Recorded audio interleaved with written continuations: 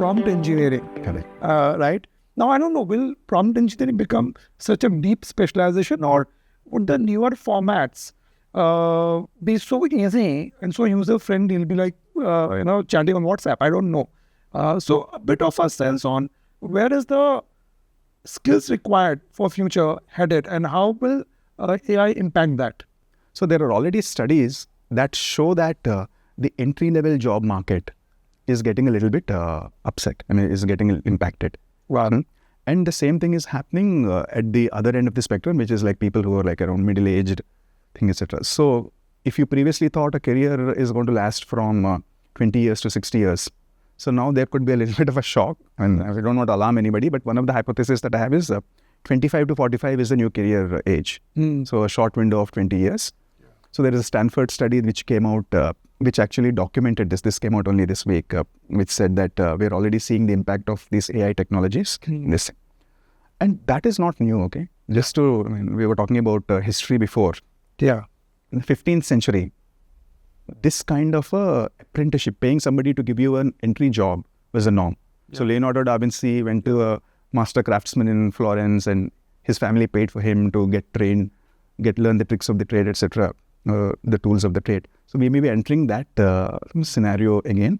Yeah. So you may not, we have an industry where a lot of campus recruitment happens. Bulk of the entry-level employment in India happens through campuses, etc.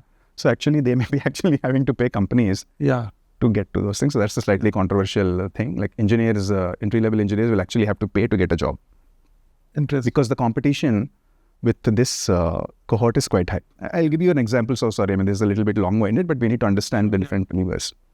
So we talk about AI agents. Yeah. So when agents are sold, they're sold as like end-to-end automation technologies, which like book your flight, make your flight reservations, book your hotel, make your travel plans, etc. Sure, you can do a little bit of that. But the most advanced agent that we have right now is called something known as a deep research. Deep research agents that are available with Gemini, that are available with ChatGPT, etc. So what they do, they're available, like let us say, in the paid plans. In India, Perplexity Pro gives a little bit of an access to that through an Airtel subscription. But deep research for $200 a month, you get 250 queries of deep research queries, and each of them can generate a 25 to 30 page deeply researched report for you. Wow. So I'll give you an example from the US. So the Trump administration is currently there. Before that, there was the Biden administration. Yes. So what the Biden administration did on AI, what their national AI roadmap was, is different from what President Trump is doing right now. Yeah. So I have a sort of, but I can't keep track of what is happening, what are the minutiae changes. Given this background, I can ask deep research to say what is changed, what hasn't changed, how will this impact, what are the impact of the organizations. So that report comes back to me in like 15 minutes.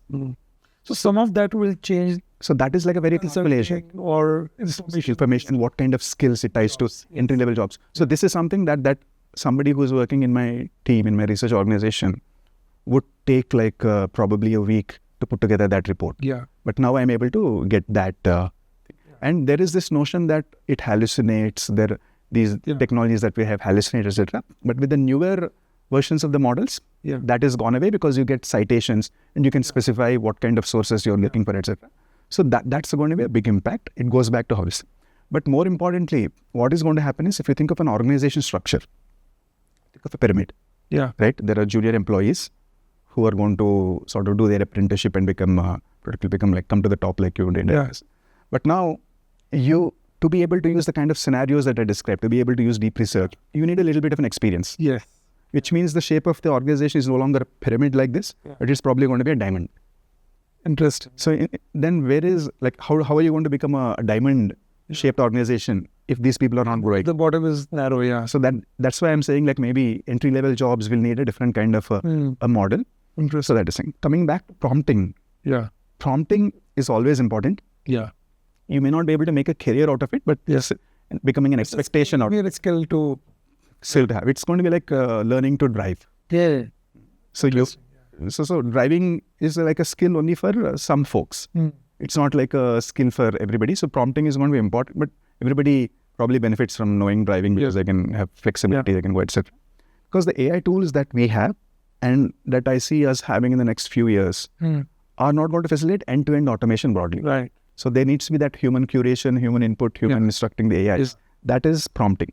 You may call it prompt engineering, you may call it context engineering. But think of it as like, how do we instruct AI? How do we speak AI's language to get the best outputs? Yeah. If AI was truly powerful, truly intelligent, we wouldn't need that. Yeah. But we will need that. And what's also interesting is what happens at the other end. Yeah. Like we talked about skills. So AI auditors. So I'm India's first certified AI auditor.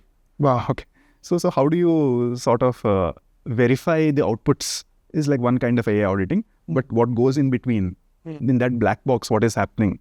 Is it, according to how it should be, like following responsible AI principles, etc. Does it meet with regulatory responses? Something you talked about was very interesting, Kashyap, because you were saying that it's not end-to-end, it's mid-to-mid. So there's still need for human intervention at the outset of it and at the end of it for somebody to check what you've got. Is it useful?